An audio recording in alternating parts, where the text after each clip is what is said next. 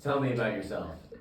Hello, my name is Troy Matingou, and I'm a student majoring in sports, recreation, and management. It is my goal to be a professional soccer player, but I'm taking this major because as a backup, I would like to either be an agent, a head coach, or something along those lines. How would you describe yourself as a person, and what are some moments in your life that helped shape you? As a person, I think I'm a very hardworking individual, and I don't like stopping until a task is completed. I think something that helped me to become the way that I am today is growing up. I have two older siblings, and I've always been trying to become better than them, and they've set a great example for me. Also, we didn't have all that much money as kids, so we had to be very resourceful to get the most out of what we had.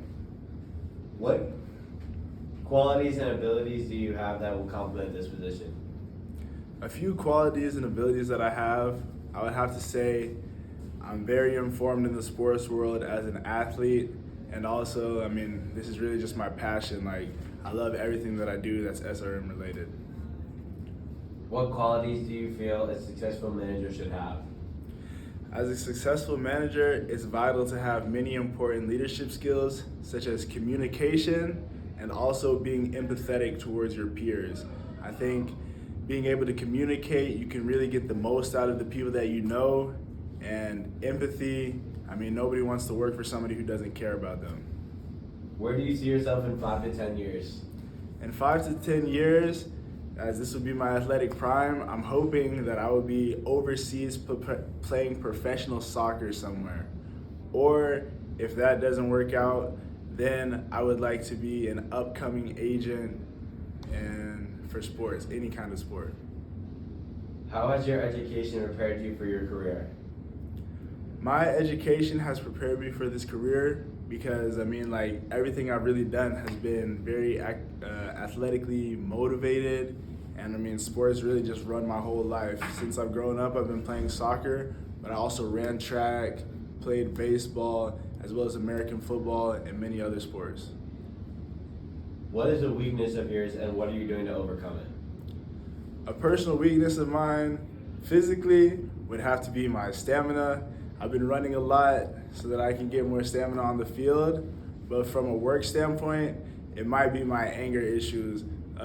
Growing up, I had a counselor kind of help me to manage my skills, and I've learned breathing techniques and such over the years, so kind of incorporating that into my day-to-day life, I think that helps me to become better in that aspect. Tell me more about your soccer, football/basketball experiences here at JMU. What position do you play, and why JMU? Okay, I'm on the D1 team here at JMU for men's soccer. I play left center back, but I can also play on the right side, just center back mainly. Why JMU specifically? Quite a few colleges reached out to me, but just the facilities, environment, and the coaching staff, as well as all of our other staff members, really wanted me to come to JMU. What do you want your legacy to be? My legacy, I want to be the best person that I can be as an athlete and as a worker. I want to make the most out of every experience, and I know that I can't be a soccer player for my whole life. So while I am able to play soccer, I love to be the highest and most hardworking that I can be. Why did you pick sports and recreation management at JMU? I chose SRM specifically because at first I was thinking about either international business or kinesiology, but then I looked at some of the prerequisites and also kind of later down my job path, and I thought that there might be a little bit of conflict. Also, SRM and sports, I feel it works hand in hand, as in as an athlete, I'm looking for an internship, opportunities to show myself to agents and such. And as a worker, I feel internships, those opportunities, I can put myself in a great circle. If you had to live your life over again, what one thing would you change? Something I would change is just putting in a lot more hard work from a younger age. I feel like I didn't necessarily do as many out of practice activities, as in just getting extra touches on the ball away from practice, because no matter how much you practice, you've always got to practice more. There's always somebody that's working out there harder than you. And if I could just tell my younger self, I would just tell myself, set a scheduled regimen for a certain amount of hours per week that I would hit. How would your friends and family describe you, or how would your enemy describe you? I think my friends and family would describe me as a hardworking individual and a loving person. Everybody in my circle, I always go hard for them, and I just got a big heart. I think my enemies, they would probably describe me as probably the worst person on the world, because just like how I love deep, if you've done something to me that makes you on the other side of that spectrum, I would probably do a lot to make their life miserable. Your house is burning down. There is no harm done to anyone or any pets, just personal belongings. What 3 things would you save from the house, and why these 3 things? Okay. 3 things I'm saving. To be honest, I'm not really that materialistic of a person, so I'd probably save the Quran, then my prayer mat, and then the last thing, probably my Black Cat 4 Jordans. If I were walking away and I told you that you did not get the job, what would your last push to convince me that you deserve it? My last push to convince you, I mean, I would just ask the question. I would just say, what could I do that would make me like more appealing to you so that I could get this job? Just so that you would really see that like I'm really there, and I would really put in that extra step just for a little bit more consideration. Describe the type of person that irritates you. The type of people that irritate me would have to be somebody who gives up before trying, and people that feel self-entitled, kind of snobby and such, because I feel like everybody came on this world as equals. We all have our own like God-given rights and our own God-given talents, and I feel like we should just make the most out of it. And if you feel that you're entitled or above somebody just because of where they were born, how they were born or something, I feel like that's one of the worst things that gets under my skin. Now, how would you handle it if you were to be assigned with that person?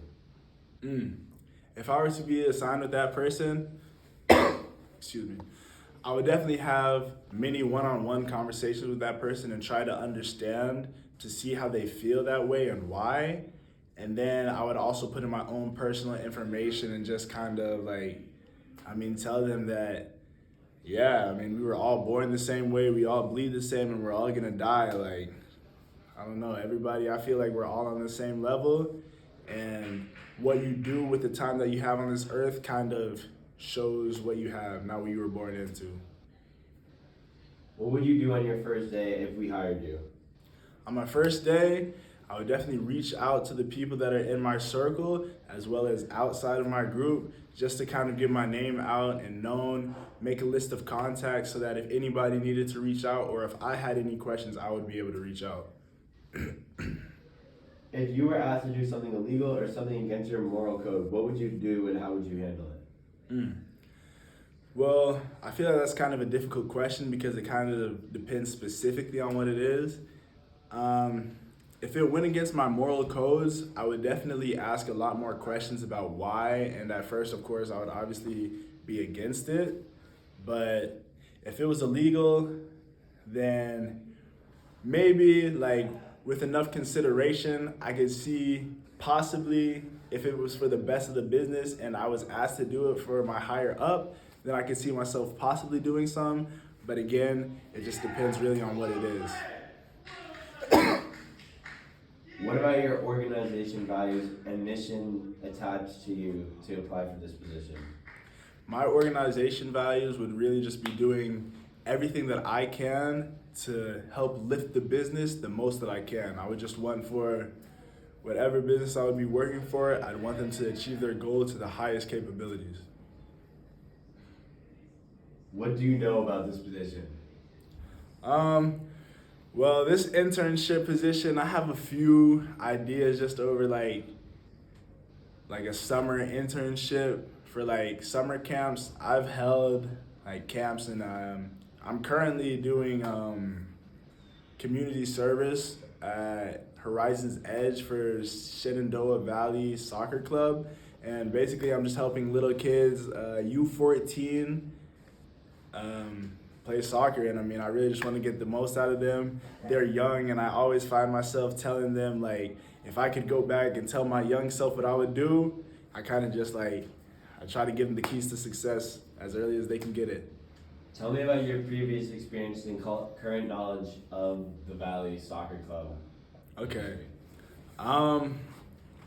So some previous experience growing up in Texas. I never officially like would run an age group, but kind of helping out with my coach after sessions. Either like if my parents would be at work so they were unable to pick me up and I couldn't get a carpool and I would have to wait, I would just stay by with coach. I would get some extra touches, or if it was like a younger age group, I kind of encourage them on.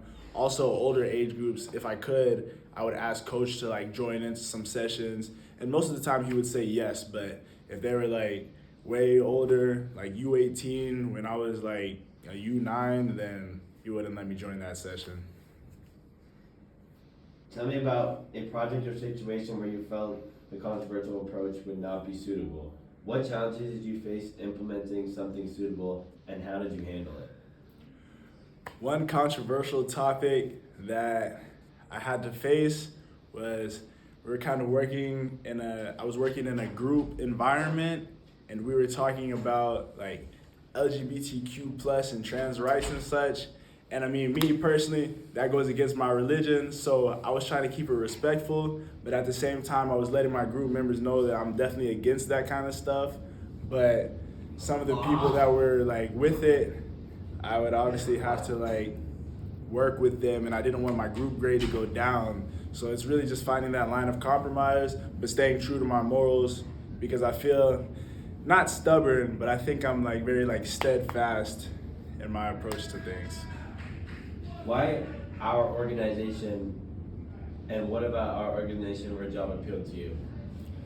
I mean, really everything about this job appealed to me. I love working with little kids and like kind of helping them make the most out of themselves, because I think time is the number one resource, and I know for a fact that you cannot get that back, and once it's spent, it's gone. So I really just like, I mean, I always tell myself if I could go back and talk to my younger self and kind of like working with younger kids in summer program, I feel like I can directly just give them some keys to success. Even if they don't listen to me, sometimes I feel like just saying it kind of helps me internally.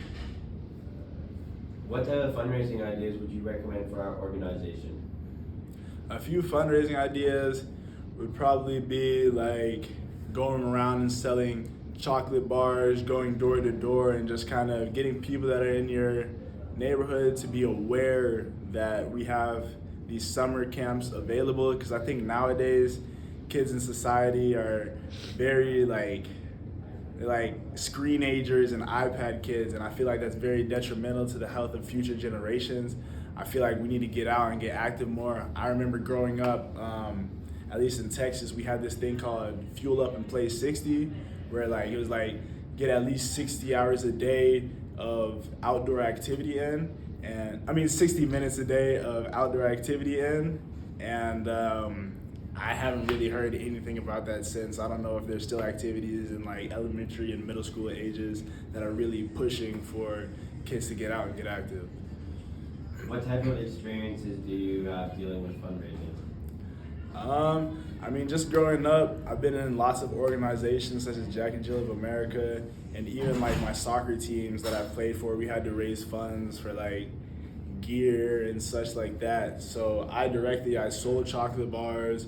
I've gone door to door. My sister was a Girl Scout, so sometimes I would help her kind of networking with selling Girl Scout cookies and such. Let's say you were assigned to work along with a coworker for an important project. Let's say this person contributes little to nothing, and he or she ends up getting a raise/promotion for your work. How would you handle the situation? Personally, I mean, I'm kind of big on keep your head down and grind up. I don't really like looking at other people and having jealousy or like my own kind of personal opinions. I mean, obviously, like, yeah, if I put in more work than them and they got the promotion, it would suck. But I don't know. I'm kind of used to injustice. Like, yeah, it goes on all the time. I mean, I'm a big black man in American society. I feel like the world doesn't always have my best interest in mind, but you just got to keep going and make the most of what you have. Describe a situation in which you had trouble completing a task and how you were able to complete it successfully. Okay, well, off the top of my head, one of the things I can think of is the JMU men's soccer, our running test is called the yo-yo test. It's probably honestly one of the hardest conditioning tests I've ever done, and I actually had to do it 5 times before I ended up passing.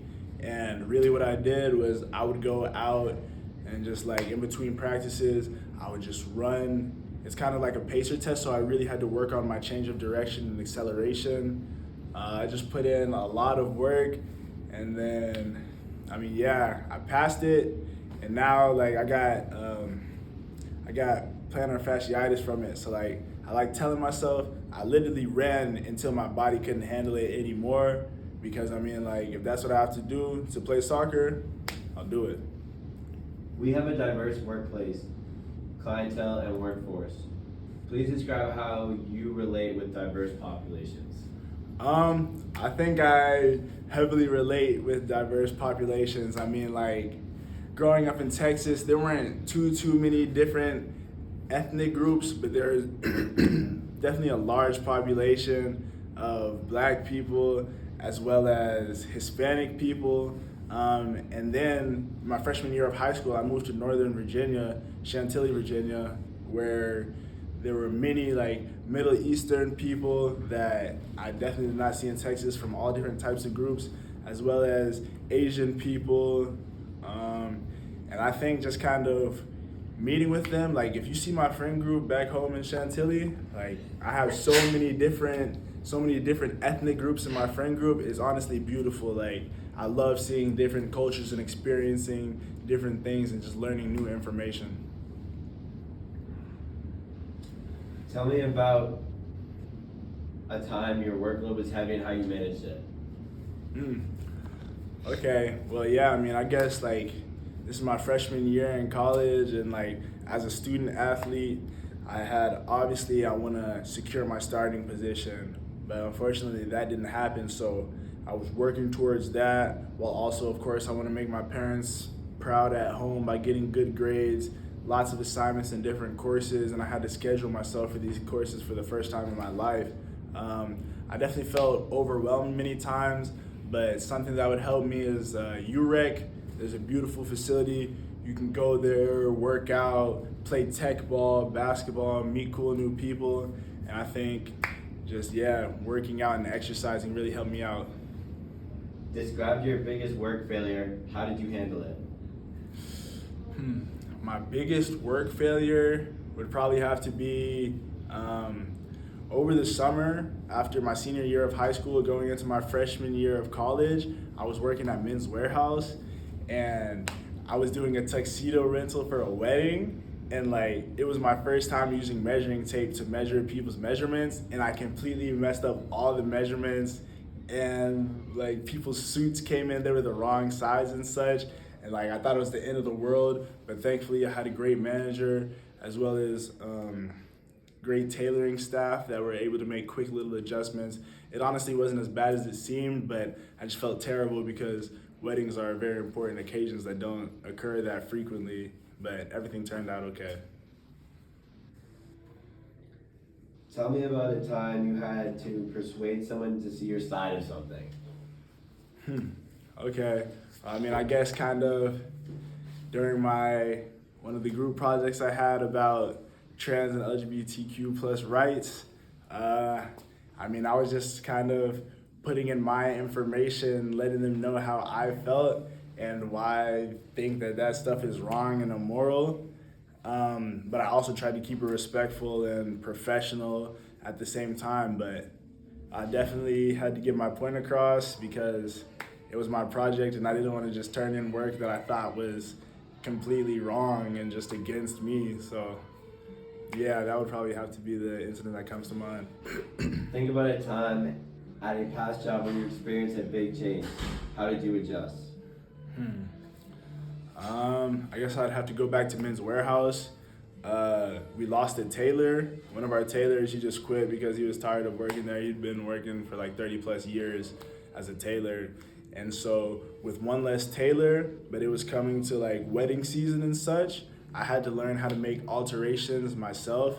Like I'm not like a professional tailor or anything, but I learned how to hem the pants and make markups to alterations, as well as like if I just look at a piece of clothing and it has the markups on them, I can tell what specifically is for. Like if you have to bring the waist seat in or let it out, such like that.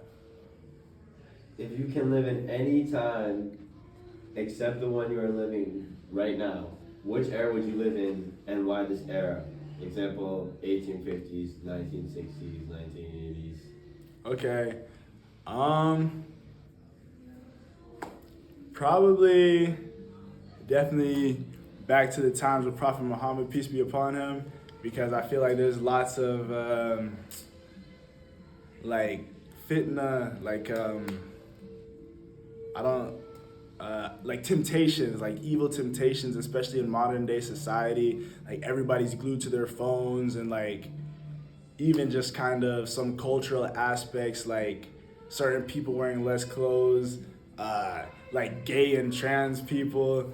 I know back in those days there wouldn't be like crazy things like that, and I think it would just be an amazing thing to experience, especially because whenever I go back to Congo, there's less accessibility there than there is in the United States, but it's kind of just beautiful and wholesome, just kind of just like living with the earth. I'm a very natural person, and I kind of like experiences like that. If you had to choose a theme song for your life, what would it be and why? Theme song for my life.